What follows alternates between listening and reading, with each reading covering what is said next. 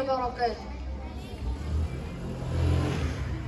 आदरणीय अतिथी महोदय, आदरणीय प्राचार्य, सर्व शिक्षक, पालक आणि माझे प्रिय मित्र, जसे आपण सर्व जाणता की आज आपल्या भारत देशाच्या 75वा प्रजासत्ताक दिन साजरा करण्यासाठी इथे जमलो आहोत। आपल्या सर्वांसाठी हा एक मोठा आणि शुभ प्रसंग आहे।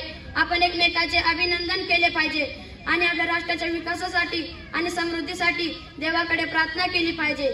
आपण दरवर्षी 26 जानेवारी रोजी भारतात प्रजासत्ताक दिन साजरा करतो, कारण या दिवशी भारताचे संविधान लागू झाले।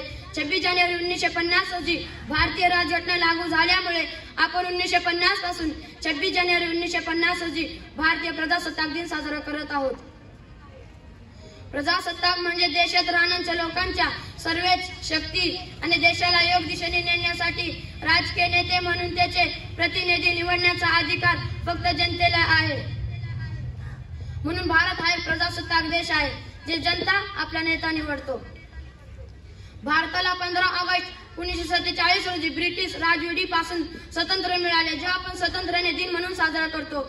1950 पासून 26 जानेवारी 1950 रोजी भारतीय राज्यघटना लागू झाली, म्हणून आपण हा दिवस दरवर्षी प्रजासत्ताक दिन साजरा करतो।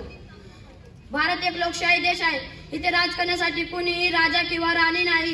या देशात राहणाऱ्या सर्वच नागरिकाला समान अधिकार आहे। आमच्या मताशिवाय कोणीही नाही। मुख्यमंत्री किंवा प्रधानमंत्री होऊ शकत नाही। देशाला योग्य दिशेने नेण्यासाठी आपण सर्वोत्तम प्रधानमंत्री किंवा आणि कोणताही नेता निवडण्याचा अधिकार आपल्याला आहे। तसेच आपल्या देशात गुन्हेगारी, भ्रष्टाचार, हिंसाचार यांच्याशी लढत सगळ्यांना किती लाजिरवाणी गोष्ट आहे। आपल्या देशाला विकासाच्या आणि प्रगतीच्या मुख्य प्रवाहात रोखत असलेल्या अशा गुलामगिरीतून देशाला वाचवण्यासाठी पुन्हा एकत्र होण्याची गरज आहे। जय हिंद, जय भारत।